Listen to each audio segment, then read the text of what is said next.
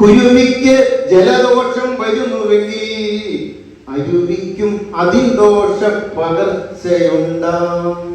കുരുവിക്ക് ജലദോഷം വന്നാൽ ആ കുരുവി വെള്ളം കുടിച്ച അരുവിക്ക് എന്തോ ദോഷമുണ്ട് മക്കളെ എന്ന് പഠിപ്പിച്ചവരാ നമ്മുടെ അമ്മമാര്, മുത്തശ്ശിമാര്, നമ്മുടെ സംസ്കാരം ഇല്ലേ? അപ്പൊ പുഴ എങ്ങനെയായിരിക്കണം? പുഴ ശുദ്ധമായിരിക്കണം അല്ലെ? എന്റെ പൈക്കത്തിന് നീര് നൽകിയിടാതെ, എന്റെ മന്മാനിന് മീന് നൽകിയിടാതെ, കുസൃതി കുരുന്നുകൾ ജലകേളിയാടാതെ, കുപ്പി വളത്തരുണി മുങ്ങി നീരാടാതെ, ആറ്റുവഞ്ചി കുഞ്ഞിന് ഉമ്മ നൽകിയിടാതെ, വയലുവാരങ്ങളിൽ കുളിരു കോരിയിടാതെ, എന്തിന് പുഴ എന്ന പേര് മാത്രം? എന്തിനാണ് ഈ പുഴ? ഇപ്പോ ഇറങ്ങാൻ പറ്റുന്ന അവസ്ഥ ഉണ്ടോ? പുഴയിൽ ഇറങ്ങാൻ പറ്റുമോ? ഇതെല്ലാം നശിപ്പിച്ചു, പാടങ്ങൾ നശിപ്പിച്ചില്ലേ നമ്മള്?